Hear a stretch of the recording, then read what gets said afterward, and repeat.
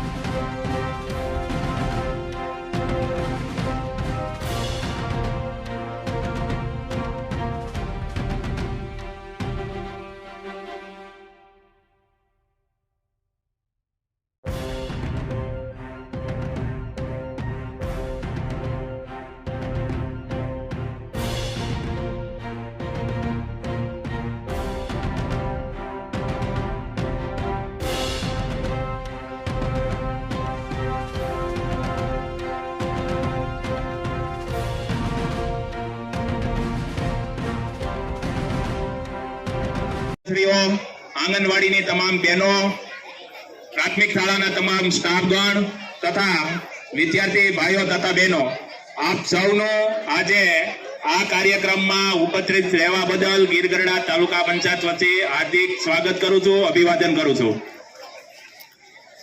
વિકસિત ભારત માતા કી વંદે વંદે.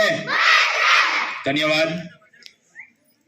વિકસિત ભારત સંકલ્પ યાત્રા માં આજે મંચ ઉપર બિરાજમાન અમારે જિલ્લા પંચાયત આરોગ્ય સમિતિના ચેરમેનના પ્રતિનિધિ અને જામવાળાના વતની એવા શ્રી નરેશભાઈ ત્રાપસિયા, અમારે તાલુકા વિકાસ અધિકારી શ્રી ત્રિવેદી સર અને તાલુકા પંચાયતનો સમગ્ર સ્ટાફગણ, આ ગામના સરપંચ એવા શ્રી કાનાભાઈ જેઠવા, અમારે તાલુકા પંચાયતના સદસ્ય શ્રી ઉકાભાઈ વાઘેલા, તાલુકા પંચાયતના સદસ્ય શ્રી ભરતભાઈ સિંગડ, અમારે યુવા